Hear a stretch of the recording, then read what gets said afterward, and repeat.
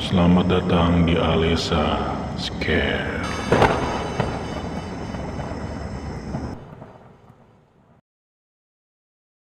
Saya adalah Kuswanto, pria yang di tahun 2021 ini berumur 38 tahun. Saat ini, saya sudah kembali menetap bekerja di daerah ibu kota. Kejadian horor ini saya alami ketika umur 23 tahun. Tepatnya waktu Indonesia digerus oleh krisis moneter yang sangat menakutkan di tahun 98. Waktu itu saya bekerja di daerah ibu kota. Saya bekerja di sebuah mall dan saya bertugas sebagai SPG. Karena keadaan yang sudah tidak kondusif, berawal dari naiknya nilai dolar dan menurunnya nilai rupiah. Keadaan ekonomi kita waktu itu sangat memprihatinkan, yang berakibat banyaknya pemberhentian hak kerja dan demo di mana-mana di tahun 98 tersebut. Dan kejadian ini diperparah dengan tindak anarkis yang tersebar di hampir seluruh wilayah Indonesia. Akhirnya di bulan Mei serentak teman-teman saya yang bekerja di sebuah mal tersebut terkena PHK juga, termasuk saya, yang mengharuskan saya kembali ke kampung halaman saya di sebuah kota di Jawa Barat. Sebelum pulang, saya pun berpamitan dengan sedih dengan rekan-rekan kerja saya. Ada yang kembali ke daerah Sumatera, ada yang ke Jawa Tengah, Jawa Timur, dan sebagainya. Lalu saya pun berangkat menuju kampung halaman saya di pagi hari, tepatnya jam 4 subuh. Karena untuk mengantisipasi terjadinya pembegalan di jalan, pemutusan jalur menuju kampung, jadi saya berangkat di subuh hari. Namun sial, ini tidak sesuai rencana saya. Karena di subuh hari itu tidak ada satupun bis yang beroperasi menuju luar kota. Semuanya stuck di dalam kota Jakarta. Saya pun akhirnya dengan berberat hati kembali meninggalkan terminal di Jakarta tersebut dan kembali ke rumah kontrakan yang dimana di sana masih terdapat teman saya yang belum berangkat. "Kenapa pulang lagi, Kus?" Begitu tanya teman saya yang bernama Faisal. "Ya Sal, mau pulang naik apa? Kalau bisnya aja nggak ada yang mau jalan." Begitu jawab saya dengan lesu. Akhirnya saya mendapat berita baik, karena kebetulan teman saya yang bernama Faisal ini juga akan kembali ke kampung halamannya di Jawa Tengah. Dan dia pun mengusulkan untuk ikut bareng berangkat nanti sore sehabis maghrib. Karena si Faisal ini juga mempunyai saudara di Jakarta yang kebetulan memiliki mobil pribadi, dan kemungkinan kecil jika akan dihalang-halangi seperti naik kendaraan umum seperti saya di subuh hari. "Udah Kus, pulangnya nanti aja habis maghrib bareng saudara gue. Kebetulan kan kita mau ke arah Jawa Tengah. Nanti lu turun aja di Jawa Barat. Bisa kan? Daripada nggak jadi pulang, lu gimana?" Begitu cara Faisal menawari saya agar ikut dengan saudaranya nanti sore setelah maghrib. "Oke deh Cal, ide bagus tuh." Saya pun segera mengiyakan tawaran dari Faisal. Dari pagi hari menuju ke maghrib terasa sangat lama dan menegangkan, karena banyak sekali kejadian-kejadian anarkis yang sudah terjadi di Jakarta. Kala itu terdengar seperti berita penjarahan mal, pembakaran tempat-tempat umum, dan lain-lainnya yang membuat seseorang akan berpikir beribu-ribu kali untuk keluar dari rumah. Gila, serem ya Cal. Kalau kita keluar siang-siang begini, kemungkinan kita juga bakal diciduk tuh sama ABRI. Begitu tanya saya ke Faisal.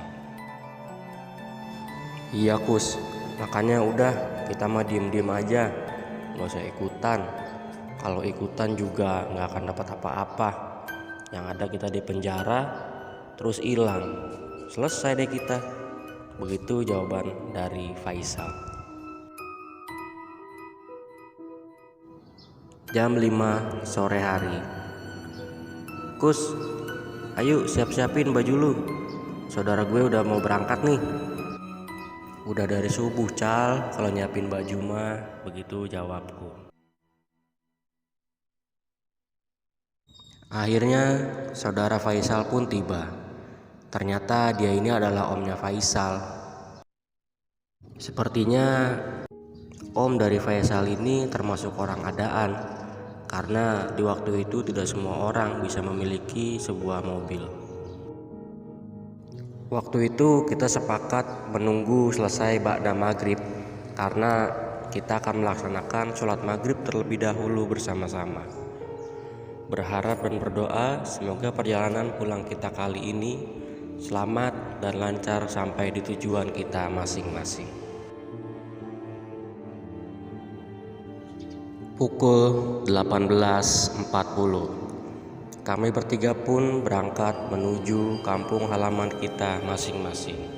Saya ke Jawa Barat, Faisal dan omnya yang bernama Hendra menuju Jawa Tengah. Om Hendra, sebelumnya saya mengucapkan banyak terima kasih ya, sudah dibolehkan menumpang sampai ke kampung halaman saya. Begitu ucap saya berterima kasih kepada omnya Faisal. Oh iya, tenang saja, nggak apa-apa kok nak Kus. Begitu jawab Om Hendra dengan baik hatinya. Dari Jakarta menuju kampung halaman saya rata-rata ditempuh dengan waktu kurang lebih 4 jam. Lalu setelah menempuh waktu perjalanan kurang lebih 2 jam, yang artinya sudah hampir setengah perjalanan, Om Hendra pun menawari kami berdua untuk makan di tepi perjalanan. Faisal sama Kuswanto ya, kita makan dulu yuk. Lapar gak kalian? Begitu tawaran dari Om Hendra, yang langsung diiyakan oleh kami berdua, yang namanya juga anak muda perantauan. Di kantongnya hanya ada uang pas-pasan. Lalu singkatnya kita pun merapat di sebuah warung pecel di sebuah kota sebelum Jawa Barat. Kurang lebih kami beristirahat sekitar 1 jam, yang artinya saya mengalami telat 1 jam dari perjalanan biasa menuju kampung halaman. Gimana? Sudah pada kenyang belum? Atau ada yang mau nambah? Begitu Om Hendra menawarkan kepada saya dan juga Faisal keponakannya. Sudah kenyang kok Om Hendra, terima kasih loh. Dibolehkan menumpang saja saya sudah sangat bersyukur. Ini malah ditraktir makan juga di jalan. Begitu saya merasa tidak enak juga, karena omnya si Faisal ini termasuk orang baik ya, mau traktir makan, nganterin pulang segala lagi. Begitu dalam hati saya.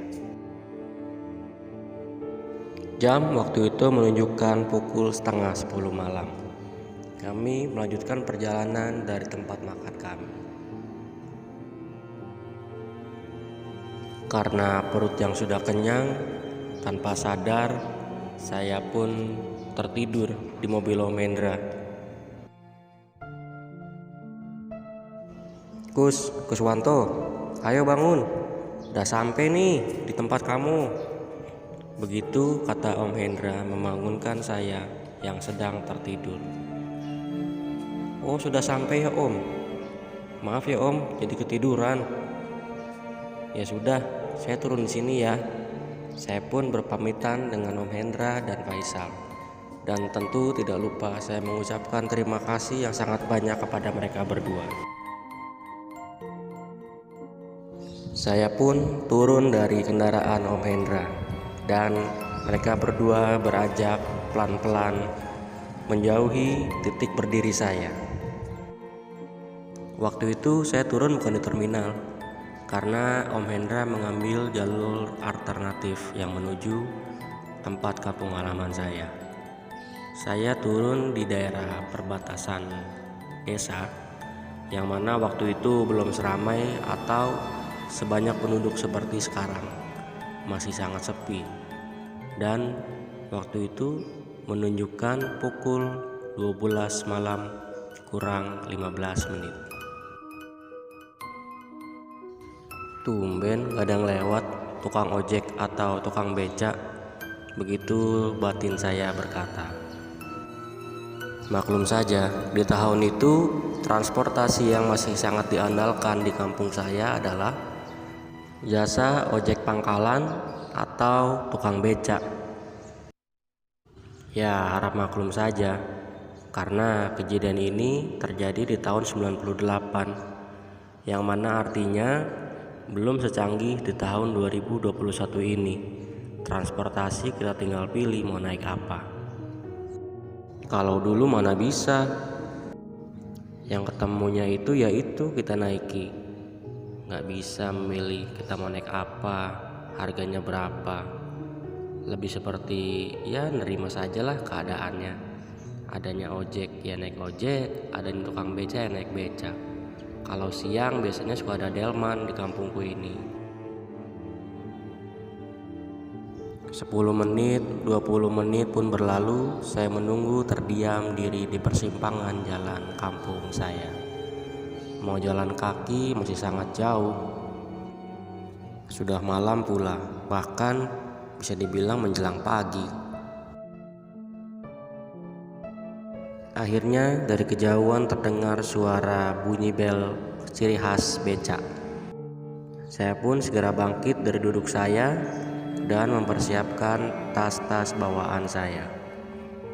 Sesampainya, saya pun berhadapan dengan tukang becak tersebut yang pada saat itu tampaknya normal-normal saja ya.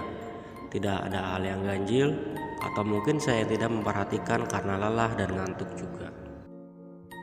Waktu itu saya hanya berkata tujuan saya, dan berangkatlah kami menuju tempat tujuan, yaitu rumah saya. Di dalam perjalanan, saya mencoba untuk memecah suara keheningan dengan berinisiatif ingin mengajak supir beca itu mengobrol. Namun tidak ada jawaban. Saya pun berpikir positif, mungkin bapak-bapak ini sudah agak tuli, karena sosok perawakan tukang beca ini bisa dibilang sudah agak tua, mungkin kakek-kakek. Tidak ada yang aneh di 5 menit pertama saya menaiki beca kakek tersebut. Namun 5 menit selanjutnya mulai tercium aroma busuk seperti bangkai tikus. Saya pun melihat sekeliling kanan kiri jalanan, mungkin barangkali ada warga yang membuang bangkai tikus sembarangan. Tapi anehnya, semakin lama berjalan, semakin sangat tercium bau bangkai tersebut. Di sini saya sudah mulai bisa membedakan. Kayaknya nggak mungkin kalau sepanjang jalan ini ada bangkai tikus. Bisa jadi di area beca bapak ini yang ada bangkainya. Saya pun mulai melihat-lihat ke arah bawah, di balik tas saya dan di sekitar beca, yang berjaga-jaga takutnya ada terselip bangkai tikus atau sebagainya. Maaf kek, cium bau bangkai nggak? Soalnya dari tadi saya cium bau bangkai nggak hilang-hilang. Saya takutnya ada bangkai terselip di beca kakek. Begitu pertanyaan saya kepada kakek pengendara becak. Lalu kali ini akhirnya si kakek pengendara beca itu menjawab pertanyaan saya. Dan jawaban yang diberikan kepada saya yaitu, Bukan bangkai tikus kode, itu bau saya. Coba lihat ke belakang. Astagfirullahalazim. Saya pun dibuat kaget sekaget-kagetnya, karena bentuk dan rupa si kakek pengendara beca ini sudah sangat berbeda dari saat saya melihatnya pas saya mau naik beca ini. Saya bisa melihat dengan jelas wajahnya yang hilang sebelah, matanya yang tidak ada, lidahnya keluar dari rahang, dan tentunya wajah tersebut berlumuran darah. Belum sampai di situ, Ternyata setelah saya perhatikan lebih detail, si bapak pengendara beca ini hanya memiliki satu tangan, yang mana tubuhnya sudah tidak lengkap. Terlihat jelas tulang-tulang yang berada di dadanya. Saya pun berteriak sejadi-jadinya, dan refleks saja saya mengalihkan pandangan kembali ke depan sambil berteriak. Namun tahukah kalian, pemandangan di depan saya bukan lagi jalan yang biasa saya lihat di daerah kampung saya, melainkan ini adalah area pemakaman umum yang tidak jauh berada di dekat rumah desa saya, yang memang dari zaman dulu terkenal keangkeran dari area pemakaman umum ini. Tolong, siapa aja tolongin saya, begitu teriak-teriak saya tanpa melihat ke kanan kiri ada orang atau tidak. Namun sial, tidak ada seorang pun yang mendengar dari teriakan-teriakan saya. Yang akhirnya saya pun hanya bisa pasrah mengikuti kemana arah beca hantu ini membawa saya. Dan yang lebih mengerikan, si kakek pengendara beca ini sembari tertawa-tertawa jahat di belakang saya. Saya hanya bisa pasrah membaca doa sebisa saya, berharap ini hanya mimpi buruk yang akan segera berakhir ketika saya bangun nanti. Di saat-saat menegangkan itu, tiba-tiba saja si beca ini berhenti di sebuah batu nisan yang bertuliskan nama kakek tersebut.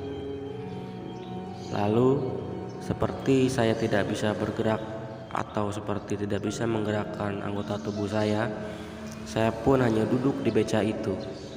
Yang lama-lama pandangan saya semakin kabur, berkunang-kunang, lalu saya pun pingsan.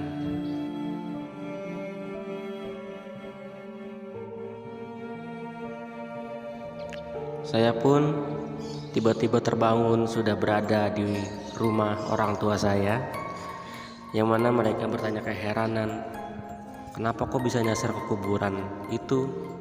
Dan saya pun menceritakan apa yang saya alami dengan sejujur-jujurnya tanpa dikurangi sedikit pun kepada mereka. Ternyata saya bisa sampai ke rumah, saya diantar oleh penjaga makam yang kebetulan kenal dengan bapak saya dan mengenal saya adalah anak dari bapak saya, yang langsung saja dibawa ke rumah bapak. Ternyata di kampung saya ini memang sedang sangat viral cerita tentang beca berhantu tersebut. Ya mungkin karena tidak tahunya saya terkait kabar-kabar itu, karena maklum saja sudah hampir 1 tahun saya tidak kembali ke desa saya. Saya hanya kembali di waktu-waktu penting seperti hari lebaran, libur nasional, dan sebagainya saja. Selebihnya saya pasti habiskan di daerah kota untuk bekerja, menabung, dan menyicil keinginan-keinginan saya yang belum tercapai. Jadi ternyata awal dari kemunculan beca berhantu ini adalah seorang tukang beca yang tidak sengaja mengalami kecelakaan tertabrak sebuah mobil bus yang melintas di area tersebut. Naasnya jenazah tukang beca tersebut berhasil diketemukan setelah 3 hari kejadian, yang mana yang menghasilkan sosok yang semalam saya lihat begitu mengerikan. Anggota tubuhnya tidak lengkap, mukanya tinggal setengah. Ya mungkin karena jasadnya terlalu lama terbengkalai dan dimakan oleh hewan-hewan buas yang masih berkeliaran. Maklum saja, di desaku ini masih banyak berkeliaran hewan-hewan liar yang suka sekali memangsa hewan ternak warga lainnya. Saya pun diberi minum yang dibacakan doa oleh orang tua saya, yang mana harapannya supaya sosok tersebut tidak lagi mengikuti saya.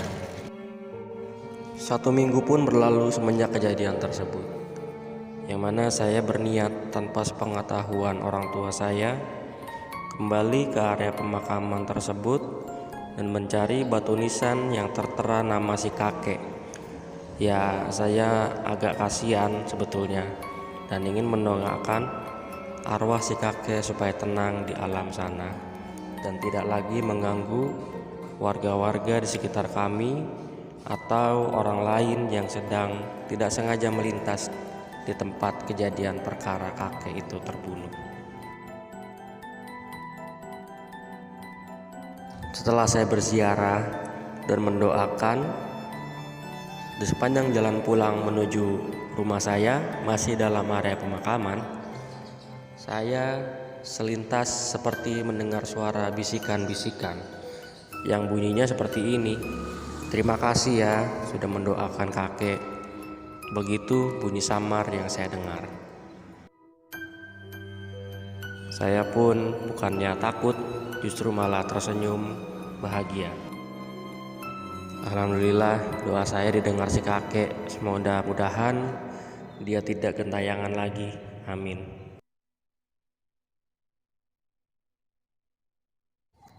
Cerita tentang teror hantu beca itu berangsur-angsur hilang dari desa saya. Ya, alhamdulillahnya tidak ada lagi yang mengalami kejadian mengerikan seperti apa yang saya alami sewaktu baru sampai dari Jakarta.